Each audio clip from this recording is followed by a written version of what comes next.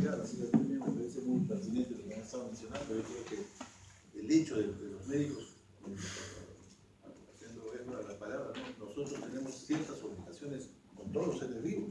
La bioética por eso de alguna manera sirve, pero nosotros en la parte médica, para los efectos de la bioética, sí tenemos algunas cosas puntuales.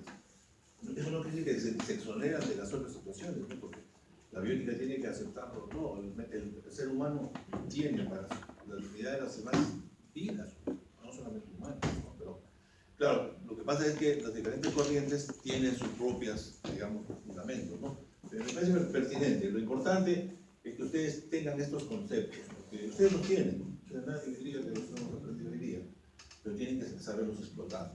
De hecho, la bioética de alguna manera nos orienta a que los tengamos que aplicar en algunas áreas puntuales, ¿no? Como la que vamos a ver ahora. Vamos a ver un poquito sobre lo que son los trasplantes de órganos. Descartes y todos habían demostrado que en la dualidad cartesiana, en el concepto platónico de alma y cuerpo, ha quedado siempre hasta ahora impregnado el concepto de que hay un espíritu y hay un cuerpo. O sea, seguimos en ese debate. Nadie creo que haya podido ahora separar de una manera ni científica, ni filosófica, ni antropológica estos dos temas. Esa capacidad que tenemos de solventar ambas posiciones en una sola, ¿no? Como el concepto cristiano de tres personas en una sola, son difíciles de entender, pero difíciles también de probar o de lo contrario, ¿no? de tener una posición contraria. Lo que sí es cierto es que, por ejemplo, en el concepto de trasplantes, es que esta es una práctica que muchos han avisorado. Recuerden ustedes que ya habrán tenido algún contacto con la mitología, sobre todo la más desarrollada, la mitología griega, que ya, miren, estas ideas de mezclar hombres y animales ha sido pues, bastante milenaria, ¿no? Es una situación natural, ¿no? Nosotros siempre nos comparamos con los animales para algunas situaciones, ¿no? Por ejemplo, la capacidad física de un toro, la velocidad de un tigre, la capacidad de movilizarse. Entonces, siempre nos hemos referido, porque compartimos con ellos gran parte de nuestra fisiología y función. Entonces, no ha sido tampoco para la mitología hacer estas mezclas, ¿no? De poder que un hombre alado pueda volar, el Ícaro, o que una esfinge pueda tener cabeza de león, garras de león, cabeza de medusa, qué sé yo. Entonces siempre ha habido todas estas situaciones, la mitología del toro de Creta, bueno, siempre ha habido esto. Y en medicina muy en especial, porque Orestes, este señor que le enseñó la medicina a Asclepio, era un semidios, un hombre, o sea, un privilegiado, que le enseñó a Asclepio, que es el dios de la medicina, le enseñó el arte de curar. Nada más que eso. Y Asclepio lo desarrolló tan bien que llegó a resucitar a los muertos. Miren, hasta dónde llega la imaginería de las mitologías, que son la base de las religiones de ayer, de hoy y de siempre. En ese mismo sentido, la idea de él era, pues, imagínense, los médicos aprendimos a resucitar, y un poco que nos acercamos a esas situaciones ahora, ¿no? Ahora que la medicina ha avanzado, que tenemos la hibernación, y hablamos del proyecto Lázaro, estamos hablando que de aquí a 200 años, y va a ser factible que seguramente en un tiempo no prolongado podamos clonar a los individuos. O sea, ya hemos modificado la historia natural de las cosas. Y el trasplante, un poco que intentaba entrar por ese oficio. Lo importante es que, para terminar la historia de nuestro querido Centauro, cuando él es Quirón, perdón, se llamaba Quirón, Asclepio aprendió también que puso celos a los dioses, porque al resucitar a los muertos ya pues había entrado a ser un dios más poderoso que cualquiera, y fue sancionado, fue castigado, fue execrado, le quitaron todo, porque así es el ciclo de la vida, ¿no? Bueno, en la parte práctica, estas ideas míticas de mezclar hombres y animales han sido universalmente aceptadas como mitología. Sin embargo, ya en los tiempos un poco más modernos, y gracias entre otros a la religión, se habla de esta famosa también mitología, pero tiene mucho más de imaginería que otra cosa, que es el concepto de la...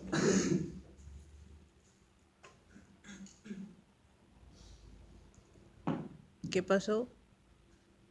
De los dos famosos santos de la historia, de la historia griega, copta, en Egipto, en la zona del Asia Menor, se desarrollaba la historia de estos dos personajes que fueron conocidos como San Cosme y San Damián. Y a ellos se les atribuyó de una manera categórica de que habían hecho un trasplante de pierna. Ciertos virtuosos probablemente que hacían milagros, como siempre el milagro es parte de la compensación de las insuficiencias humanas, habían logrado trasplantar la pierna de un moro a un cristiano. En la imaginería. Mira, pero esas cosas un poco que se tomaban entre broma y serio, porque realmente había esa facilidad. Para hacer los primeros trasplantes se han iniciado. Miren, los aventurados que eran algunos en la Edad Media que quisieron hacer las primeras transfusiones de sangre. Y no les faltó menos idea que ponerle la transfusión de sangre de un cordero a un ser humano. Ya, imagínense lo que habría saltado el pobre cuando recibió la primera cantidad de sangre en esas condiciones, con esas características. No asumo que debe haber sido un desastre, pero siempre ha habido esa idea por la homología que había entre hombres y animales, ¿no es cierto? Y de hecho ahora hay muchas personas que andan todavía con válvula de cerdo, ¿no? O usan piel de cerdo para unas cosas, y probablemente en el tiempo podamos usar riñones y otras cosas más de los animales. Bien, lo importante es que con esas consideraciones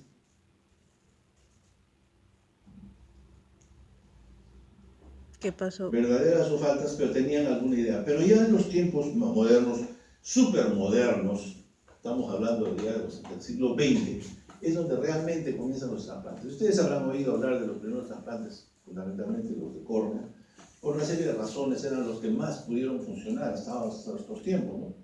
Un tejido vascular inerte era posible ser trasplantado, y la tecnología de la oftalmología, que avanzó bastante en sus momentos, pudo hacer este milagro. Y el segundo, fácil, más o menos desde el punto de vista de imaginación, un trasplante renal, fueron también iniciados, ¿no? Entonces, falta el riñón, hace un riñón de muerto y lo trasplantas. Bueno, hay una lógica. Claro, lógicamente el muerto tenía que estar muerto. Y ustedes saben que los órganos se mueren dentro de las 12 horas, la mayor parte de ellos. La que más dura en condiciones son de 12, 14 horas, quizás algunas más, algunos tejidos. Pero lo cierto es que recién con la aparición de las trasplantes renales en los años 50 es que empieza el camino de los trasplantes. Hasta ahí los problemas más serios eran pues el donante, el donador y el rechazo. De manera que con esas contingencias llegó el pleno siglo XX cuando en los años 60 Christian Barnard, que estuvo acá algunas veces y que era un cirujano joven que en su época había hecho su posgrado en Estados Unidos y trabajaba en Sudáfrica en un hospital que se llama Groote Schuur, algo así. Pero este hombre era pues, un hombre visionario, ¿no? Es el hombre extraordinario de una comunidad que piensa más o visiona más, o es más aventado.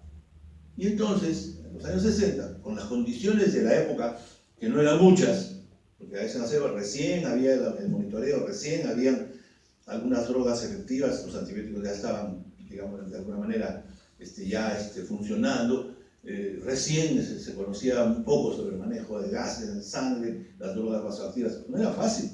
Y se le ocurrió hacer el trasplante que ha dado la vuelta al mundo, el trasplante de corazón. ¿No es cierto? Hasta ahora, para algunos seguramente es un poco duro entender cómo puede sacar un corazón de un sitio y ponérselo a otro, ¿no? Bueno, si ya se puede, debe haber un método. ¿No te parece? Entonces lo más importante entonces era cómo hacer para sacar un corazón a una persona y ponérsela a otra. O sea, ya no era el problema técnico, porque el problema técnico se resuelve.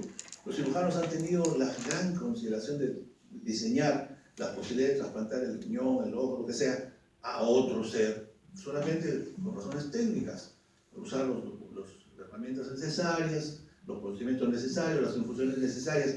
O sea, desde el punto de vista mecánico era relativamente sencillo, pero el problema seguía siendo el rechazo. Y el problema era otras cosas más que en el caso del trasplante de corazón. Y empezó pues utilizó a un minero que vivía en Sudáfrica, Washkansky, que le pusieron el corazón y a las 8 o 6 horas se murió. Pero lo importante es que dio un gran paso. El corazón seguía latiendo en el cuerpo de la persona.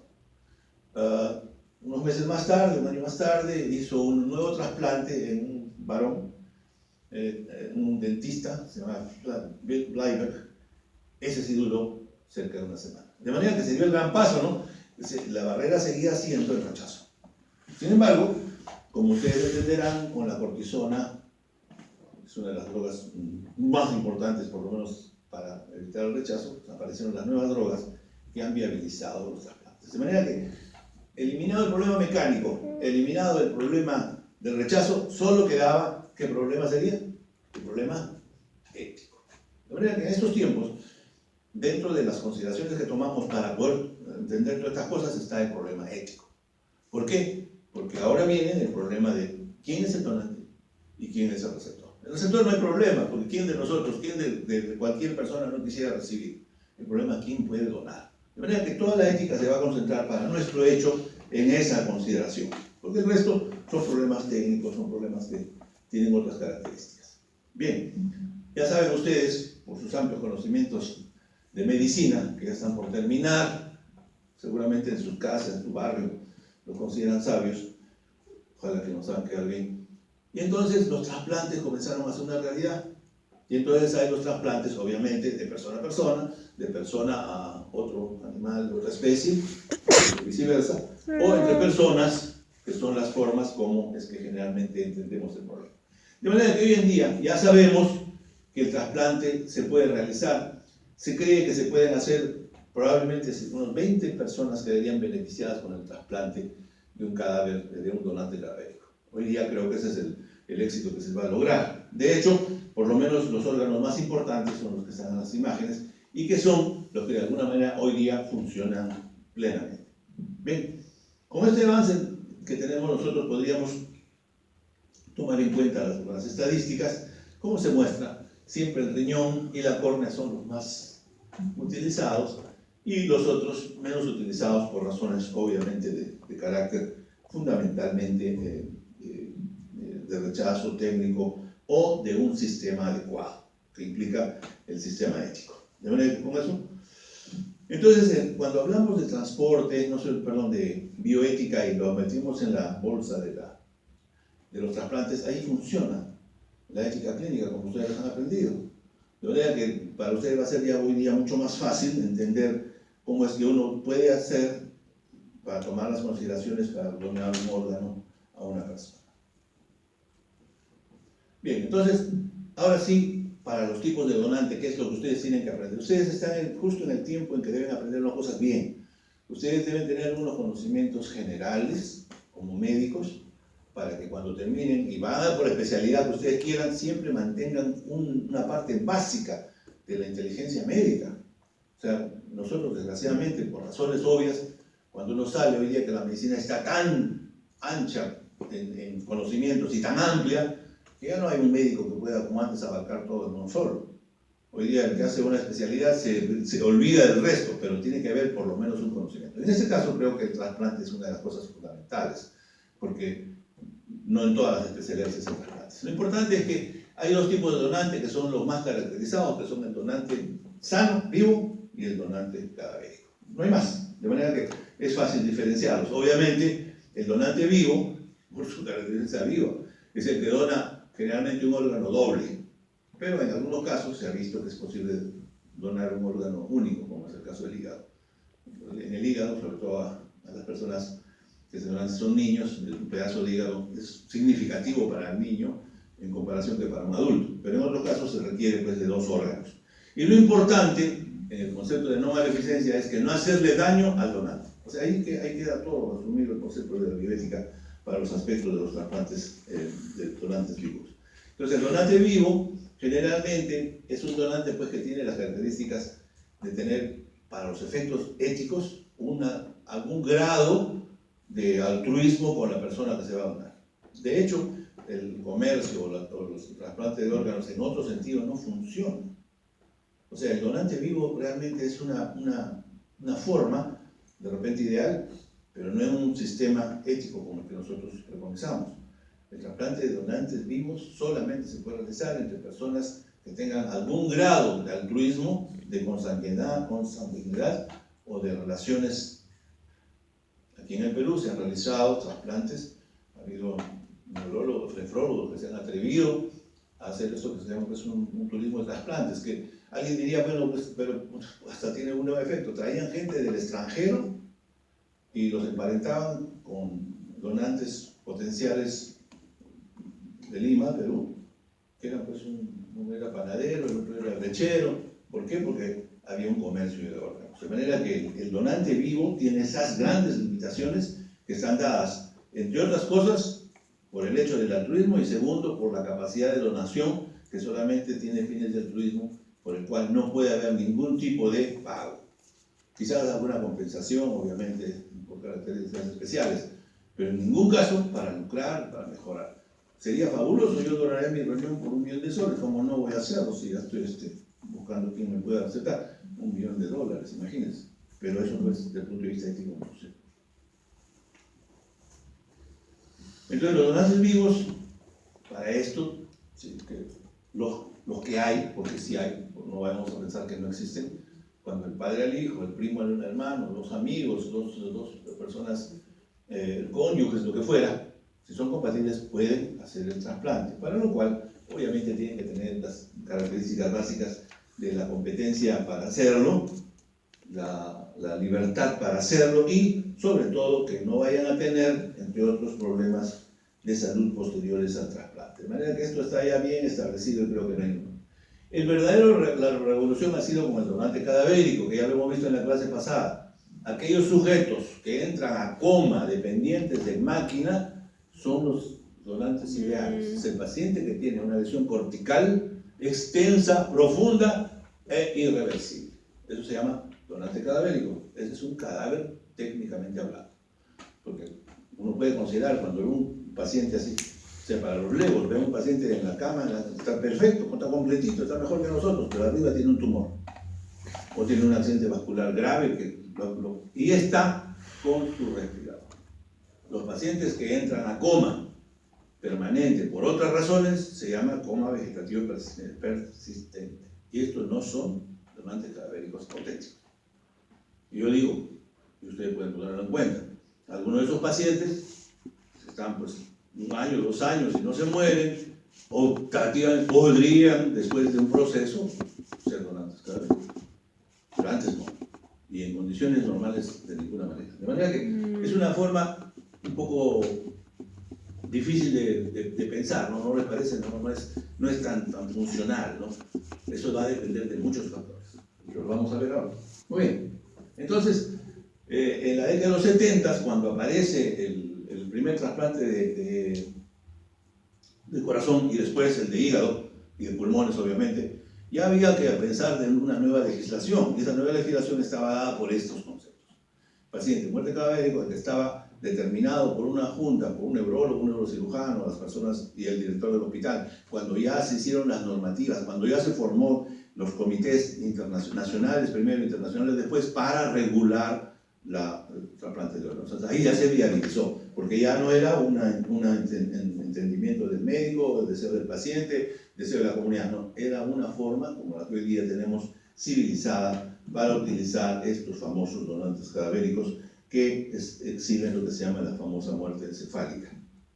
Entonces, la muerte encefálica es pues, precisamente esa lesión extensa, profunda, irreversible, que produce un daño de tal magnitud que compromete una recuperación del paciente al infinitum y que además está dependiente de un sistema de soporte que lo hace. Entonces, cuando ustedes vean un accidente cerebrovascular, bueno, generalmente uno ve esas hemorragias masivas, le da la hemorragia masiva, si el paciente sobrevive al evento, a veces unos se quedan con la lesión, recuperan en algo, o recuperan bastante o totalmente.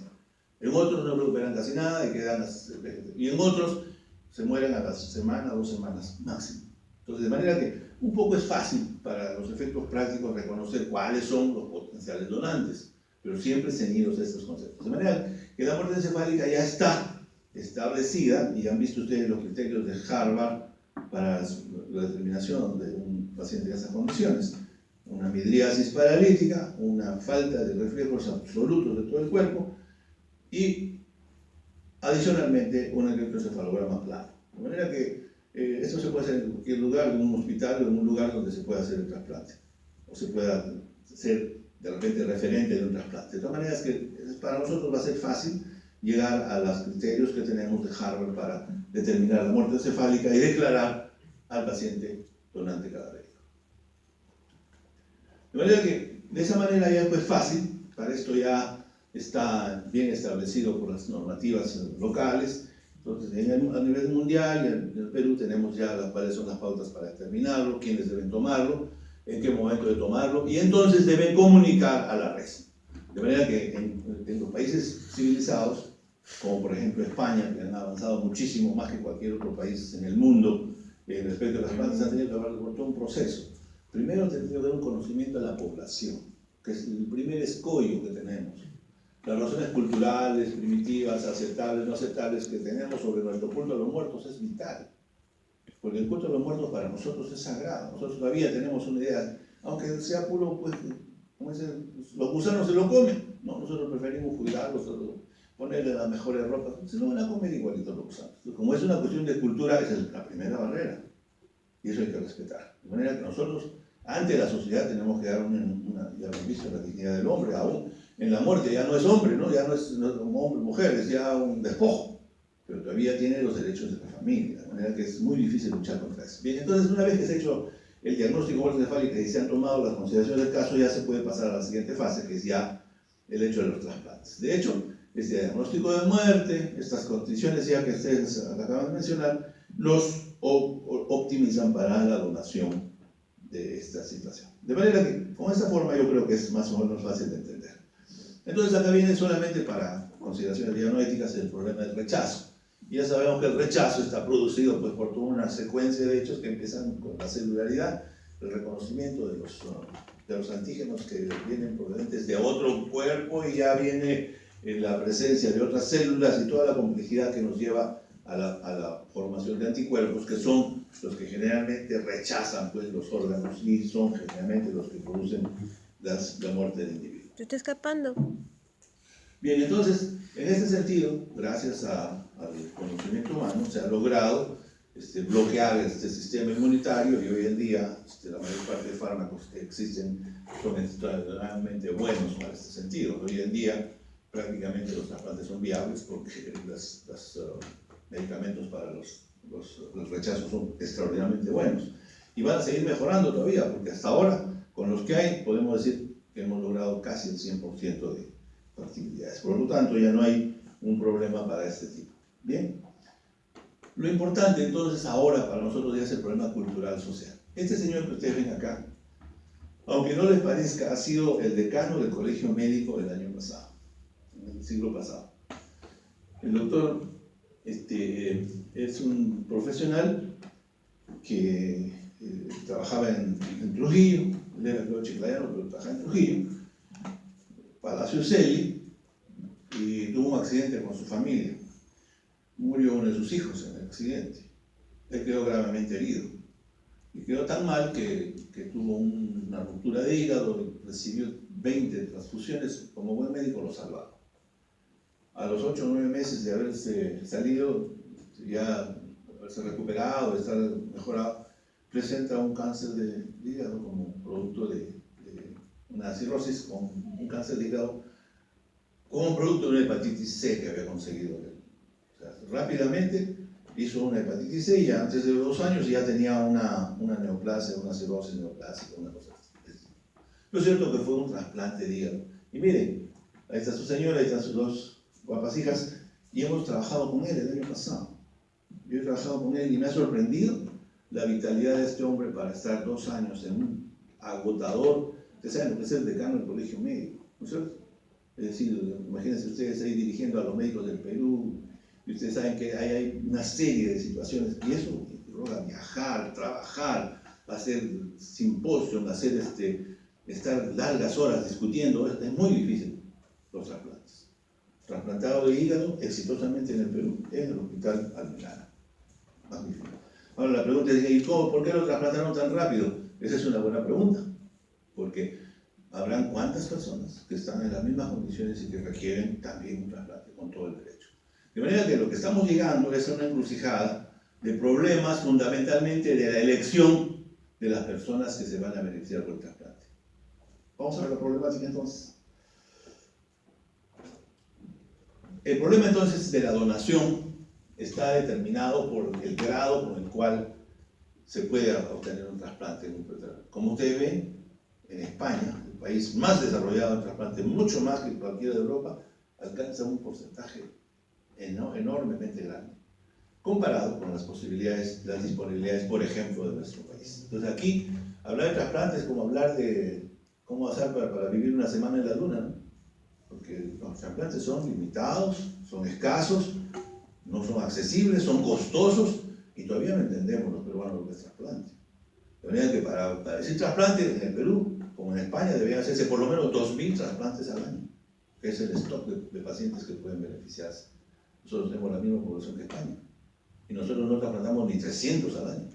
De manera que estamos en la inopía, en la imposibilidad. Muy bien. Y esto significa, pues, el cambio cultural del médico y de la población. De manera que ya hoy día la gente está comenzando a pensar. Creo que han visto que en los temas de, por ejemplo, de sexualidad, hemos visto ya que hay una tendencia a cambiar importante por parte de las personas, del público. Nosotros somos el público, nosotros atendemos al público, tenemos que estar coherentes con el público, los deseos, las necesidades, las características. Muy bien, hoy en día entonces ya hay una tendencia cada vez más intensa a aceptar el trasplante como algo que debe ser promovido. Pero estoy seguro que más de la mitad, mucho más de la mitad de la población, ni siquiera entiende lo que es un trasplante. De manera que lo que sí debemos saber es que cuando nosotros agarramos la población general que tiene un menoscabo suficiente para un trasplante de lo que sea, se concentra en muchísimos pacientes. Al año en el Perú se detectan una cantidad no menos de 300, 400, 500 insuficiencias renales que entran de la población, sobre todo los enfermos que tienen enfermedades crónicas degenerativas, los que tienen diabetes, hipertensión, etcétera, etcétera, van incrementando todos los años, 500, 600, 700, 800, por lo menos habrá un diagnóstico de una incidencia de casos nuevos de 20, 30 insuficiencias renales diarias. Porque para nuestra población esa es más o menos la población. De manera que hay una gran cantidad de personas que van a requerir trasplantes de riñón, de hígado, de ojos, de corazón, etcétera, etcétera, etcétera, como en cualquier población. Y lo que sí tiene que haber es un filtro, porque de todos ellos, muchísimos no son calificables como para ser donantes. De manera que viene el primer concepto ético que hay que debatir. ¿Quiénes son aquellos que tienen condiciones para hacer donación? Entonces, para esto, en cualquier país del mundo civilizado, insisto, tiene que haber esto que se llama la lista de espera. Entonces, el sistema contempla quiénes van a priorizar, y priorizan los que están más antes, los más antiguos, priorizan los compatibles, priorizan los que tienen las características que exige para cada trasplante, ¿no es cierto? Nadie de ustedes me dirá que un drogadicto, por ejemplo, es un candidato para trasplante. Eso es por lógico. Alguien me dirá, bueno, una persona de 70 años, bueno, habría que ver si esto funciona, habría que ver las condiciones. En general, hay una lista de espera que permite. Háganse la idea nada más que habrán unas 10.000 personas en el Perú que son potencialmente receptores de algún tipo de trasplantes. Esa es la población más o menos calculada. Entonces, lo lógico sería que habrían que considerar que habrían por lo menos 10.000 personas dispuestas a donar vivo o cadavérico o lo que fuera. Pero, profesor, ¿Perdón? yo no sé si sea buena idea lo del cadavérico. ¿Y qué ocurre si lo que tuviéramos que donar fuera un corazón? ¿Eso también no es vital para que la persona siga viva? No, pero para el corazón tiene que morir la persona. Siempre será así. Es un donante cadavérico. O sea, nada va a hacer con el corazón, a eso me refiero. El donante tiene todo bien menos el cerebro. Eso es todo.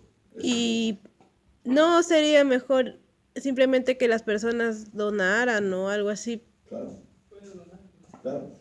Entonces, para ello, entonces, la problemática del trasplante está en esta situación, que es lo importante. Ya estamos hablando no estamos hablando solamente como personas éticas, sino Que no me parece justo que una persona literalmente tenga que dar algo solo porque su familia lo quiere y no es que la familia no cuente, pero... que sí De los 10.000 que yo les refiero, 1.000 están listos para, o sea, deberían haber 1.000 donantes al año.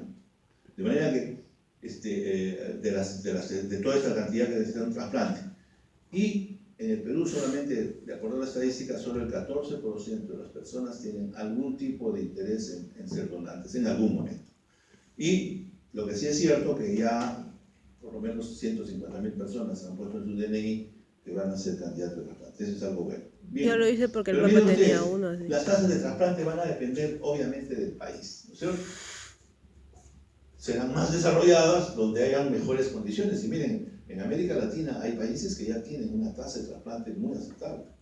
Y sin embargo hay en el Perú algunos países como nosotros que somos... Profesor, verá, yo no me pongo a la donación de órganos excepto la cadavérica, porque a mí no me gustaría que alguien me quitara mis órganos solo porque estoy en ese estado. No me parece que sea un muerto de manera total, pues todavía respira o se le tiene que hacer respirar, pero en caso de que ya sea un cadáver de manera total, ahí sí yo no le veo el chiste de por qué las personas no donarían sus órganos. Supuestamente ya nunca me van a volverse a levantar ni nada, y hablo en el sentido ya muerto, muerto ataúd. Claro, eso es pues porque la población todavía no ha entendido exactamente cuál es el concepto de trasplante. ¿Sabe? Bien, entonces, quiere decir que el trasplante va a tener necesidad de un entendimiento de la población, del Estado y de los propios médicos que faciliten la posibilidad de trasplante. Lo que sí es cierto es que por alguna razón ya han comenzado a sensibilizar los peruanos, ¿no? De lo exiguo a lo modesto, pero todavía somos un país modesto en trasplantes, de manera que no podemos ocuparnos de nada porque todavía estamos en condiciones ni siquiera satisfactorias para este tipo de cosas. Muy bien. También acá el Ministerio de Salud ha demostrado que en el 2015 ya el Perú se está ratificando como un país de baja nivel de donación, de manera que ya las estadísticas lo demuestran. Miren, en una población muy amplia, pueden ver cómo España tiene una capacidad de donación que le gana, miren, y Croacia, que casi gana el mundial, estaba en el segundo puesto, Estados Unidos en el tercero, Bélgica, otro que casi gana el mundial, tercer puesto. O sea, quiere decir que hay una relación directa entre el fútbol y el trasplante. Muy bien. Bien, esa es la realidad peruana. Por ejemplo, una de las instituciones que más hace trasplante es obviamente la salud. Y no lo hace porque sean mejores médicos, sino porque tienen las condiciones para hacerlo. Sin embargo, ellos no pueden hacerlo porque no pertenecen directamente a una red, no tienen una red, no la pueden tener. La red tiene que ser nacional. Entonces, ¿qué pasa? Miren, estos son los casos del cada año se producen más pacientes que son tributarios de trasplante. Sin embargo, la capacidad de trasplantes, miren cómo. De manera que estamos en pañales. De manera que hoy en día es un problema ético del Estado y de nosotros médicos de que no se promuevan más los trasplantes. ¿Eh? ¿Sí? Es que yo había también leído sobre eso, que Ajá. en España, por ejemplo, si tú no especificas que no eres donante, te colocan en automático que eres donante. Y que si no me equivoco, sea todo lo contrario en Perú, si tú no especificas que eres donante, te colocan como no donante. Así es. De manera que el problema no es tanto de la donación. Mira, en vida tú puedes donar tus bienes a quien quieras, incluyendo tu cuerpo. Pero cuando estás muerto y eres no objeto sujeto de beneficios, de derechos, te vuelves sujeto de derechos. ¿Y quién asume inmediatamente el familiar? Y si el familiar no tiene la predisposición o no entiende, no lo va a hacer. De manera que sería una lucha, podría hacerse, ¿eh? Imagínate que tendremos que arranchar a los cadáveres en esas condiciones contra la voluntad de los familiares. Yo creo que eso no es respetar el deseo de alguien que está tratando de hacer algo bueno. Claro, si es que la persona estuvo de acuerdo en donar. ¿Estoy de acuerdo? Muy bien. Entonces, el trasplante en niños sí requiere de unas condiciones especiales que no lo vamos a tomar en cuenta ahora para no... Pero los niños sí tienen consideraciones especiales. En los trasplantes en niños hay una serie de situaciones que no son las usuales de los adultos que ameritan que sí deba hacerse. Entre otros, el diagnóstico de muerte cerebral. Ese es muy importante para el caso de los niños. Y el otro es también el beneficio de los que lo van a recibir. Por ejemplo, no son donantes sugeridos, aceptados, por ejemplo, los niños anencefálicos. O sea, no se puede promover que un niño anencefálico sea donante. ¿Y por qué? porque eso se puede convertir en una situación irregular. Algunos podrían mantener los chicos en útero hasta que estén maduros, cosa que me parece una locura, u otras situaciones que a veces no son entendibles por la población. De manera que hay que tener muchísimo cuidado cuando hablamos de trasplantes de órganos en niños. Y es una especialización.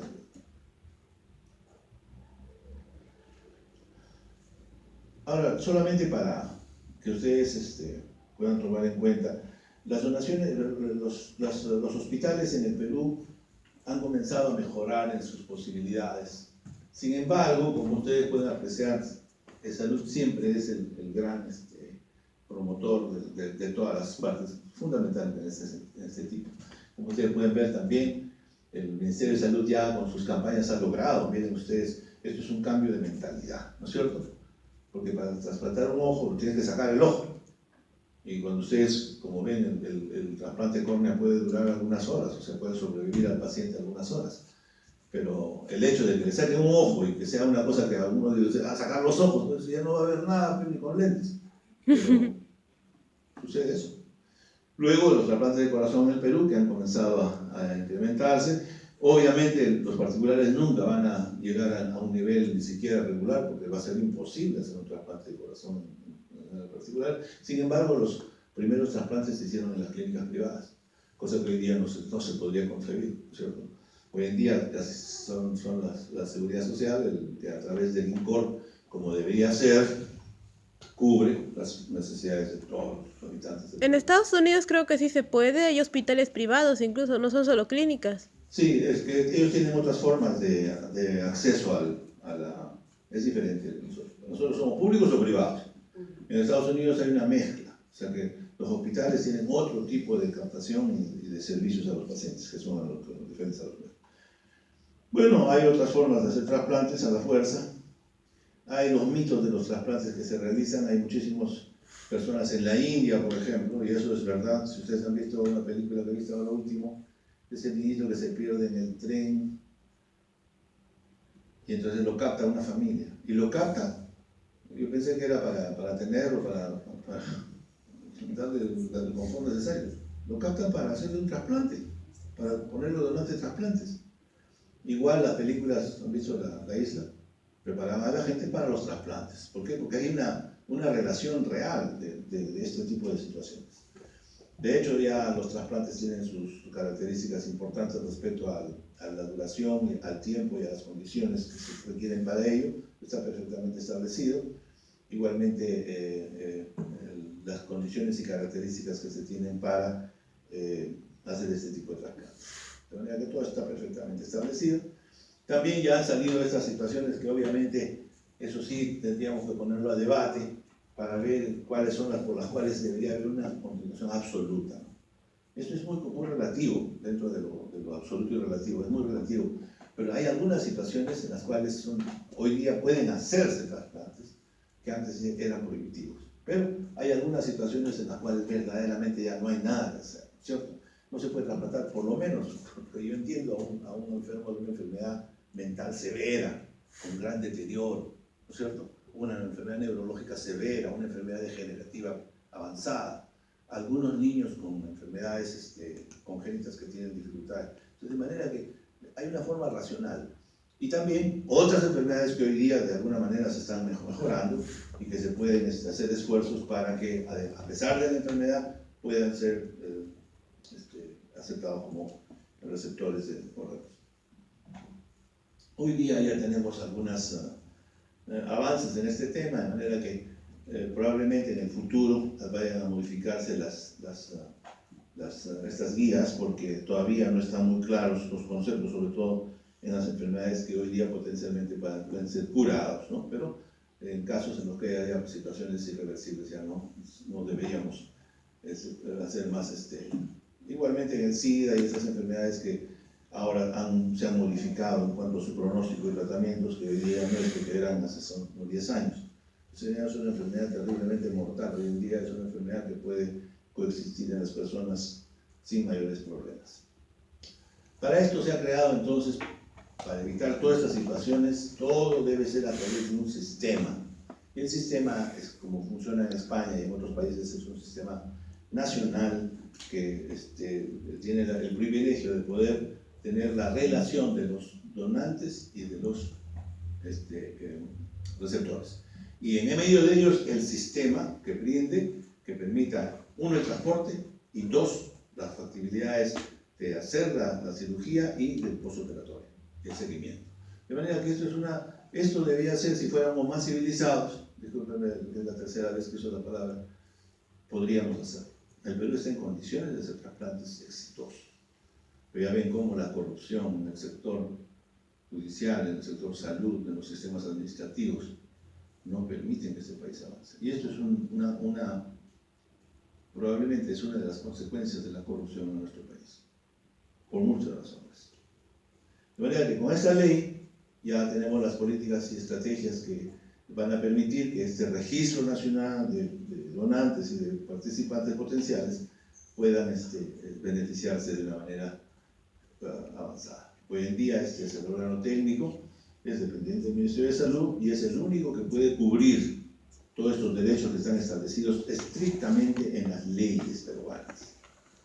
Como estos de acá que pudieran ser un poco retóricos, ¿no?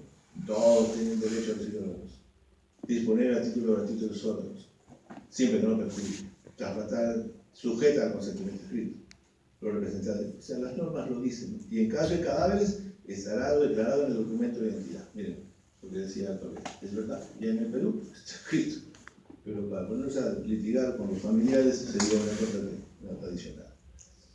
O sea que está todo escrito de una manera clara en las normas peruanas, en lo que refiere a la Ley General de Salud y en los reglamentos que tienen que ver con este asunto, incluso para el hecho de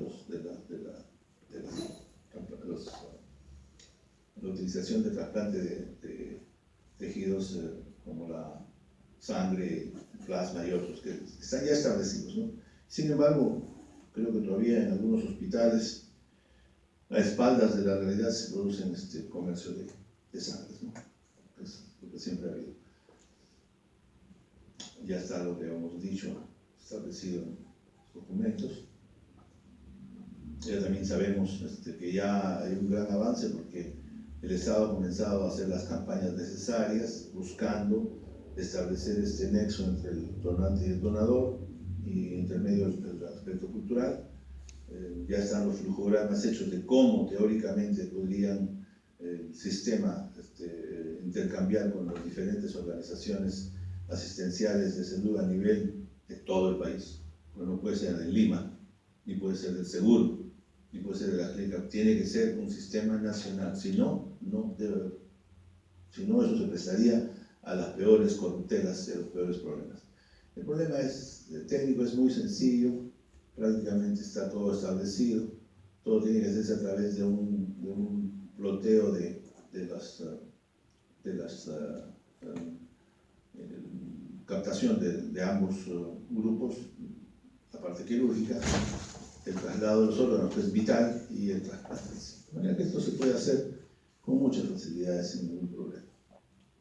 Esta complejidad ha ido desapareciendo, le ha dado vida a muchísima gente, no podemos soslayarlo.